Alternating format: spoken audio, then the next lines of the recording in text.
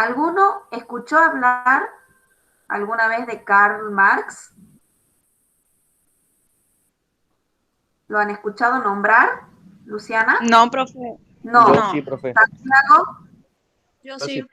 sí. Sí. ¿Qué han escuchado? ¿Qué conocen sobre este personaje que es un señor barbudo?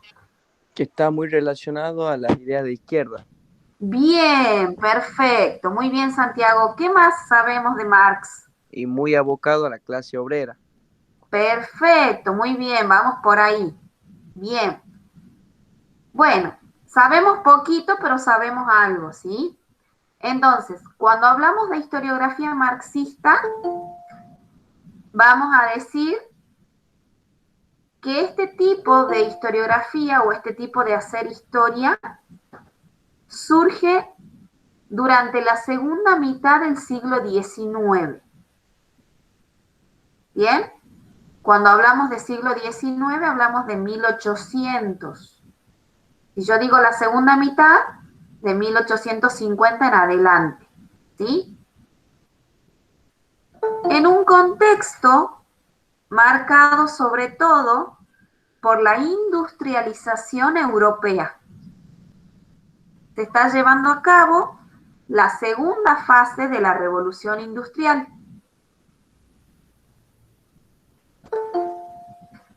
Bueno, bienvenidos a los que recién se conectan. La idea es que puedan tomar apuntes, ¿sí?, de la clase de hoy. Y por favor escriban en el chat su nombre y apellido, así registramos la asistencia. Volvamos al tema. Entonces, esta historiografía marxista aparece en la segunda mitad del siglo XIX, donde se está llevando a cabo el proceso de industrialización en Europa. Ese proceso de industrialización lo que demuestra es el poderío de la clase alta, de la clase empresaria, ¿sí?, que va a dar origen a un nuevo modelo económico que se llamó el capitalismo. Le pido que lo subrayen, que lo resalten.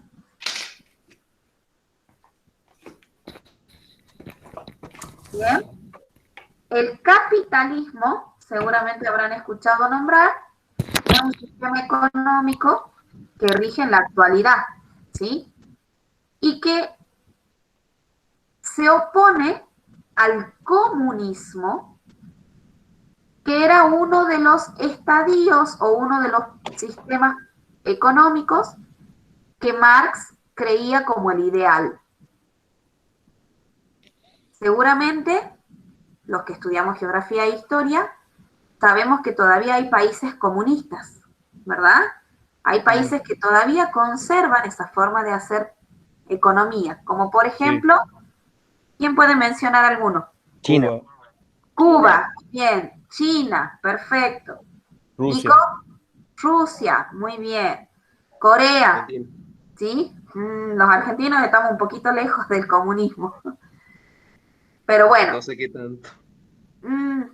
es lo que pretenden, pero no lo están logrando, me parece.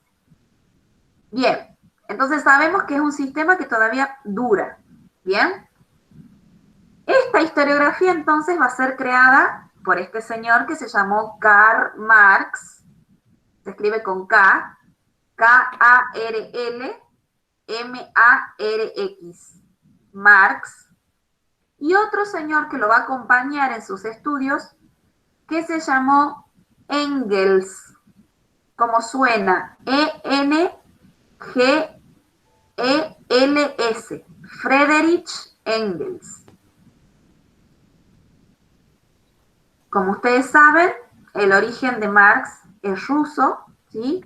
Pero él va a estudiar, es un judío incluso, que va a estudiar en las mejores universidades de Europa, como en Francia y en Alemania. Y es ahí donde él va a poder observar cómo se comporta, ¿verdad?, la sociedad ante esta industrialización.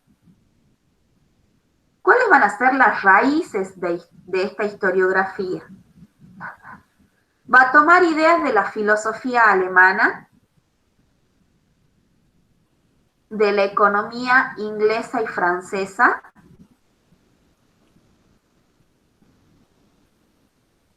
y del socialismo y comunismo francés, que va a aparecer después de un acontecimiento que fue la Revolución de 1848.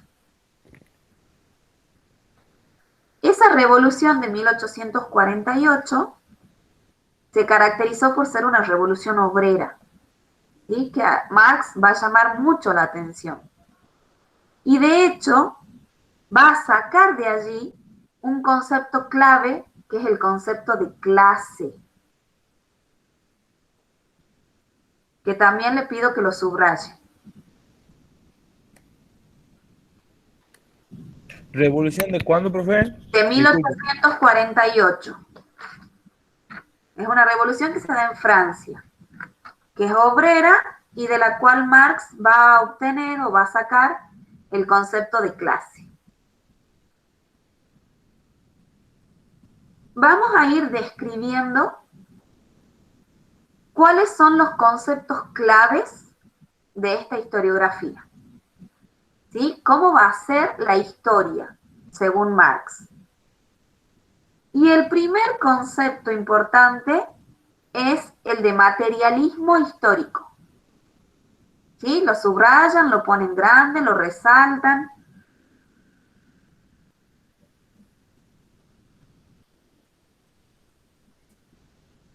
Si hablamos de material, lo podemos asociar seguramente con lo económico, ¿verdad?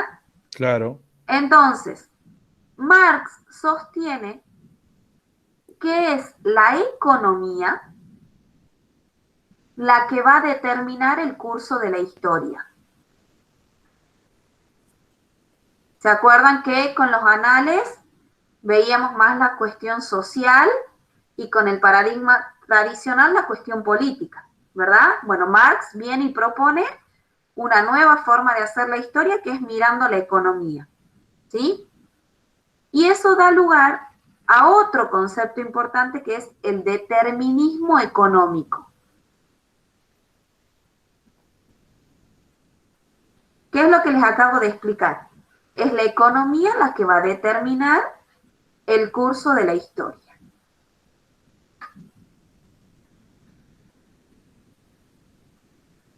Ahora bien, ¿qué dice Marx? Seguimos hablando del mismo concepto de materialismo histórico, ¿sí?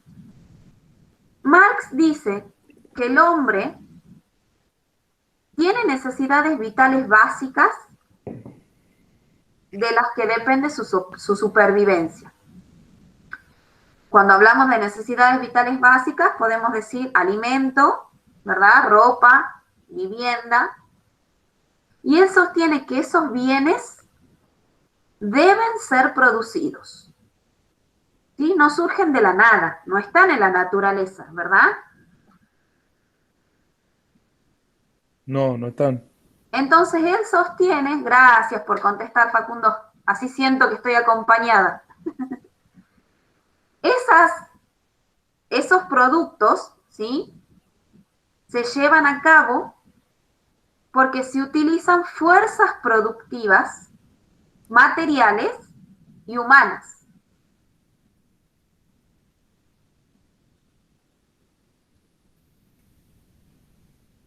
Él sostiene que hay modos de producción donde entran en juego las fuerzas productivas,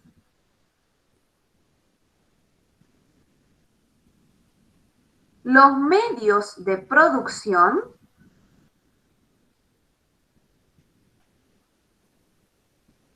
y la relación que hay entre ellos.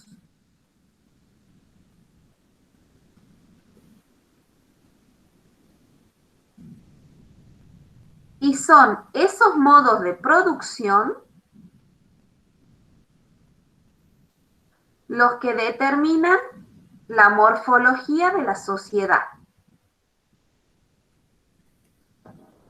Escriban y ahora les explico con un ejemplo porque por ahí suena difícil de comprender. Entonces él dice que los modos de producción implican o tienen tres partes: las fuerzas productivas, los medios de producción y las relaciones de producción que se dan entre ambos. ¿Sí? Y son esos tres componentes lo que van a determinar la morfología de la sociedad. Para poder entenderlo, vamos a decir que las fuerzas de producción son las que tiene la clase obrera. Bien, que tiene los brazos y la fuerza para trabajar. Los medios de producción lo poseen los empresarios, ¿verdad? Que lo vamos a definir con una palabrita que Marx usa mucho, que es la burguesía. No sé si la han escuchado nombrar alguna vez, seguro que sí. Sí, la clase alta. Sí, profe. Perfecto, es la clase terrateniente, la clase que tiene el dinero para comprar los medios de producción, ¿sí? Cuando digo medios de producción, piensen en maquinarias, sobre todo. Entonces, la relación que existe entre las fuerzas productivas y el medio de producción es lo que va a determinar cómo va a ser la sociedad. Les comparto un gráfico que a mí me ha parecido como muy significativo para entender. Esperen que lo encuentre.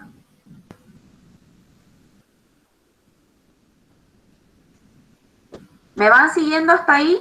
¿Sí? Sí, profe. Bien. Sí, profe. Sí, profe. Bueno, ahora les comparto.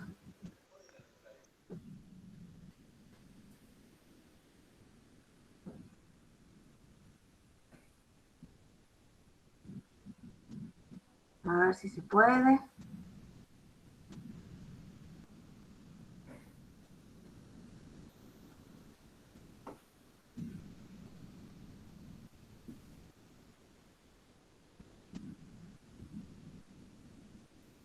Bien, si ustedes lo pueden ver al dibujito, ¿Cómo en hago, este dibujo, profe? aprieten el clip que tiene ahí adelante. ¿Ahí lo pueden ver todos? Sí. Yo sí, profe. Ese dibujito es lo que les acabo de explicar, ¿sí? Los medios de producción o los dueños de los medios de producción van a ser los de clase alta, ¿sí? En la antigüedad, ustedes van a ver dibujado hacia su izquierda como un gladiador, ¿verdad? Como un emperador en realidad, que somete a la fuerza de producción que es el esclavo. Durante la Edad Media es el señor el que somete al siervo y durante la modernidad es el capitalista el que somete al obrero, ¿sí? ¿Por qué este dibujito? Porque Marx sostiene que hay distintos modos de producción a lo largo de la historia. Él habla de 4 estadios. El primero, que se da en la antigüedad, es la esclavitud. De la esclavitud evolucionamos al feudalismo, que sería la segunda imagen, ¿sí? La del señor. Del feudalismo evolucionamos al capitalismo.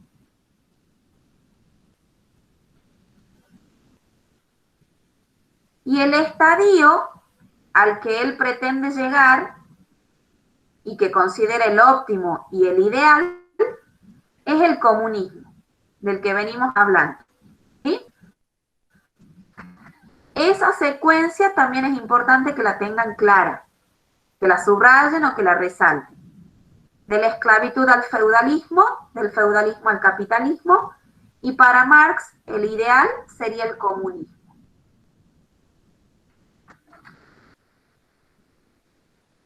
Entonces, dentro de ese materialismo histórico, hemos visto varios conceptos. Hemos visto el determinismo económico, hemos visto las fuerzas productivas, los medios de producción y la relación entre ambos, ¿sí? Y los modos de producción que van a determinar cómo va a ser la sociedad, que según Marx son 4, pero para él el más importante es el último, que es el comunismo. ¿Bien? Pasemos ahora al segundo concepto clave. Tiene que ver con la estructura y la superestructura. No sé si alguna vez lo han escuchado nombrar. Me gustaría que hagan como una fracción, ¿sí? Donde arriba pongan superestructura, una línea, y abajo estructura. ¿Qué dice Marx con respecto a estos conceptos? Pero, profe, espere, usted, Sí, Facundo. usted dice que nosotros pongamos arriba superestructura y abajo Estructura. estructura. Listo. Sepárenlo como si fuera una fracción, ¿sí? Sí, sí. Bien. Vamos a explicar qué entiende Marx por estructura. Marx sostiene que la estructura está formada por las relaciones y los modos de producción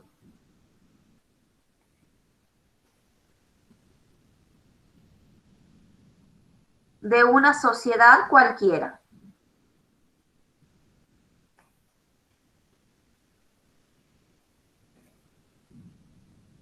Mientras que la superestructura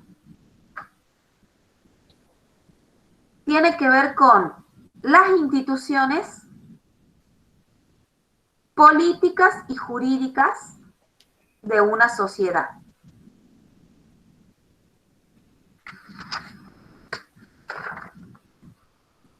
En una palabra, está hablando del Estado.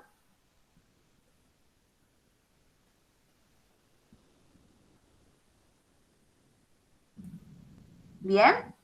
Entonces, la estructura lo podemos vincular con lo económico y social, y la superestructura, ¿verdad?, con lo jurídico y lo político. Entonces, ¿él qué dice? Que es la estructura la que determina cómo va a ser la superestructura. Eso escríbanlo así clarito. Es la estructura la que determina la superestructura. ¿Se entiende más o menos, chicos? Sí, profe. No Sí, es profe. difícil, pero voy despacio para que puedan comprender.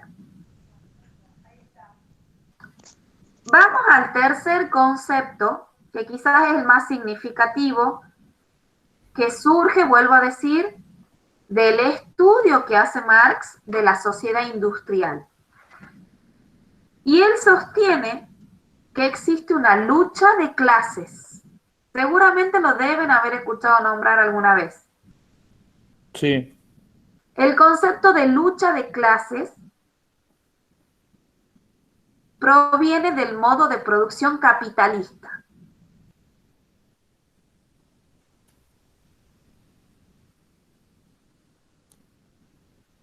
Él dice que en el capitalismo existen dos clases antagónicas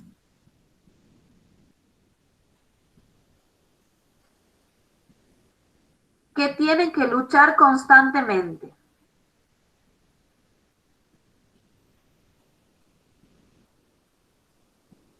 La primera la va a denominar burguesía, que ya se los mencioné Pero, recién. profe, existen, el capitalismo existen Una lucha de clases una marcada por la existencia de dos clases antagónicas y opuestas.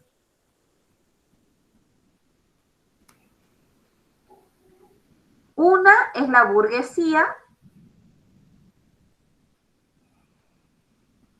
que son los comerciantes, empresarios, terratenientes, que poseen, recuerden, ¿qué cosa? ¿Qué tenían los empresarios? La Maquinaria. Los medios. maquinaria, los medios de producción. Maquinaria. Bien, los medios de producción.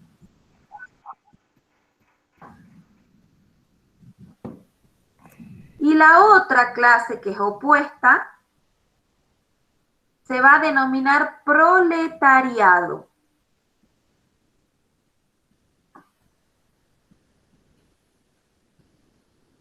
Que podríamos decir que es la clase obrera, ¿sí? La que posee, recuerden, las fuerzas de producción, ¿sí?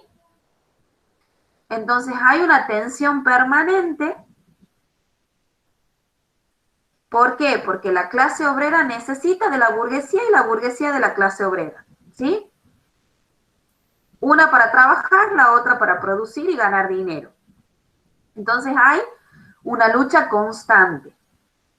Él sostiene que eso en el comunismo no pasaría, ¿sí? ¿Por qué? Porque el Estado garantizaría la redistribución de la riqueza. ¿Sí? Imagínense, si a un capitalista ustedes le tienen que decir que done todas sus tierras para darle al que cobra un plan social. ¿Qué piensan? ¿Se la regalarían? No, ni gancho. No. Bueno, eso es el capitalismo, ¿sí? Por eso el comunismo es un sistema que perdura, pero cada vez va perdiendo más sus ideas, ¿sí? Va acercándose de a poco al capitalismo porque se dan cuenta que es imposible que sobreviva. ¿Bien? Es como que no lo ven como justo, puede ser. ¿Cómo, Gonzalo? Perdón. Como que no lo ven como algo justo. Exacto, exacto. ¿Sí? Quizás el empresario lo ganó trabajando o lo heredó y de repente regalarle al otro que no tiene, no todos lo consideran justo. Muy bien, no tiene que ver con eso. Tiene que ver con el sacrificio de uno, ¿verdad? Claro. Quizás le podemos donar una porción de tierra para que la trabaje o habría que ver el mecanismo, pero redistribuir de por sí la riqueza no es bien visto por el capitalismo, ¿sí? Y si hoy en día se enojan con planes, imagínense si le llegan la tierra a alguno. Así es. Por eso el comunismo quiere que todos seamos iguales, digamos. Bien, bien. Es más, el comunismo en algún punto piensa que el Estado no tiene que existir, Claro. porque es el Estado el que genera la lucha de clases, ¿sí? Ahí coincide un poco con el anarquismo, con esto de que el Estado no intervenga en la sociedad, ¿bien? Bueno, me van siguiendo hasta ahí, ¿verdad? Sí, Sí, profe. profe. Sí, profe. Es interesante saber que esta historiografía marxista va a tener su repercusión en Gran Bretaña, ¿sí? En Gran Bretaña, ¿qué va a pasar?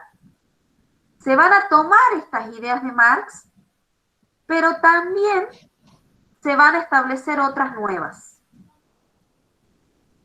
Esta historiografía marxista británica, vamos a decirle así, va a aparecer en el siglo XX, ¿sí? Un siglo después de la historiografía marxista, sobre todo después de la Segunda Guerra Mundial. Ya termino, falta poquitito.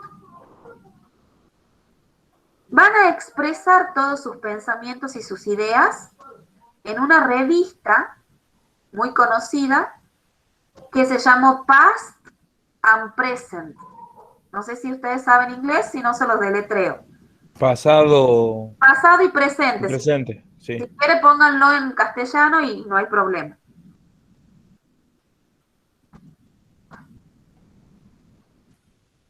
Los principales representantes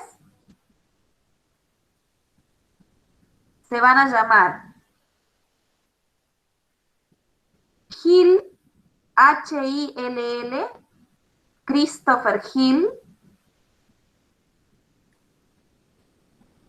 Otro de apellido Hilton, como el hotel que ustedes conocen seguramente o lo han escuchado nombrar. Dove, D-O-V larga, B larga, Maurice Dove.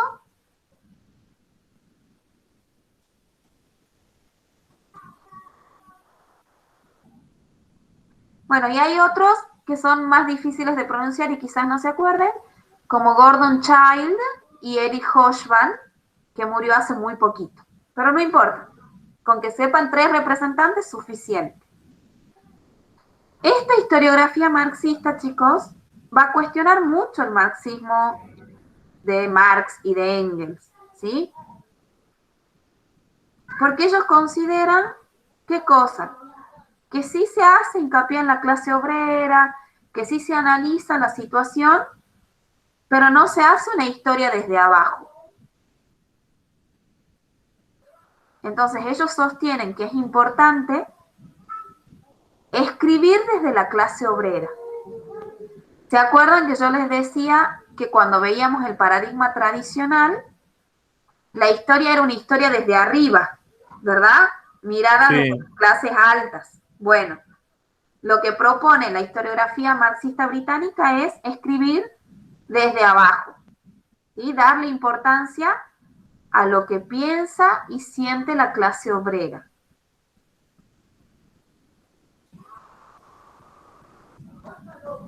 Sí retoma, por ejemplo, el concepto de lucha de clases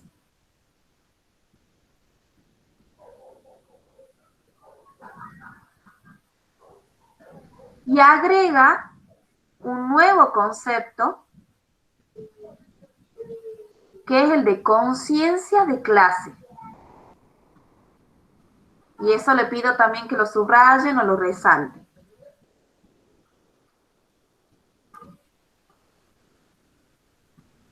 ¿En qué consiste este concepto de conciencia de clase? Ellos dicen que primero la clase tiene que identificarse como tal, ¿sí? Tomar conciencia, y recién cuando se identifiquen como clase van a poder luchar como tal.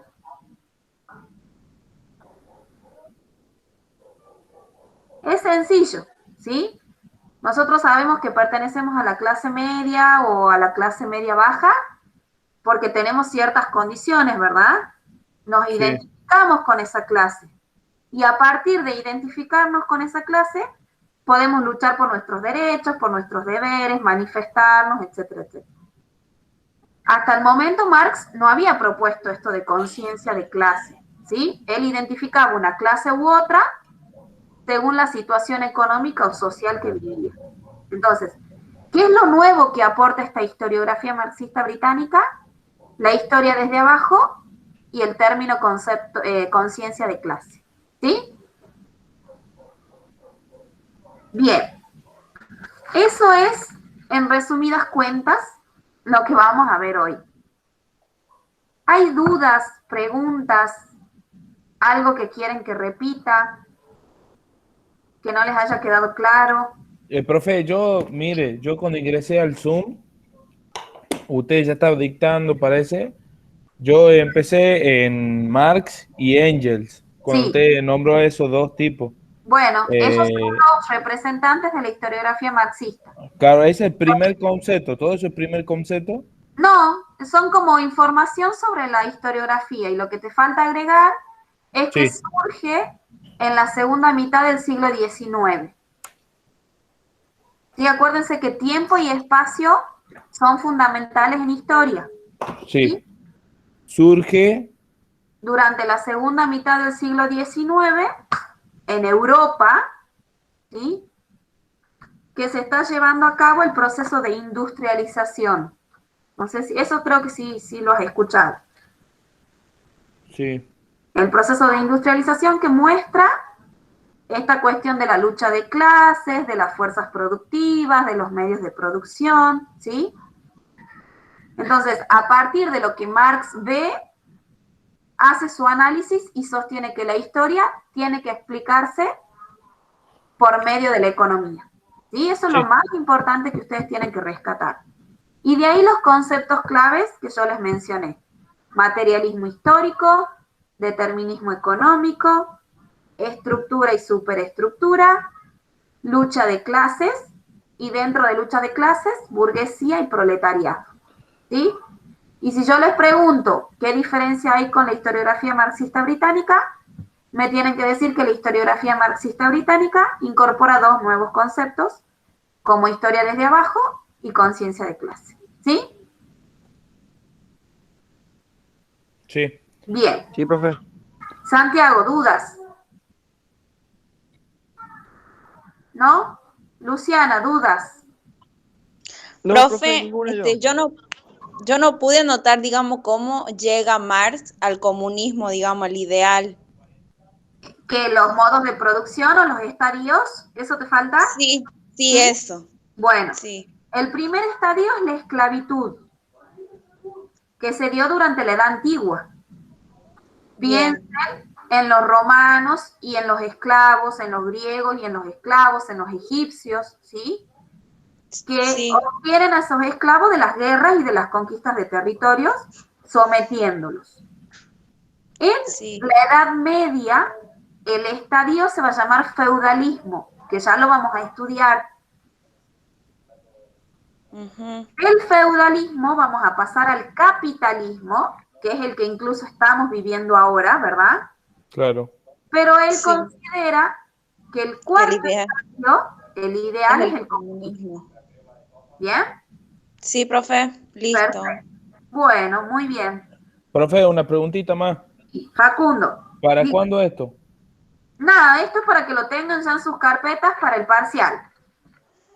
No tienen que entregar ningún trabajo práctico. ¿Sí? Ujú. Bueno, Profe, profe. Quédense tranquilos. una preguntita. Gonzalo. En lo último, eso de Gran Bretaña, han incorporado que era la mirada de abajo y ¿cuál otra cosa era? La conciencia de clase. Ajá. Eso nomás, profe.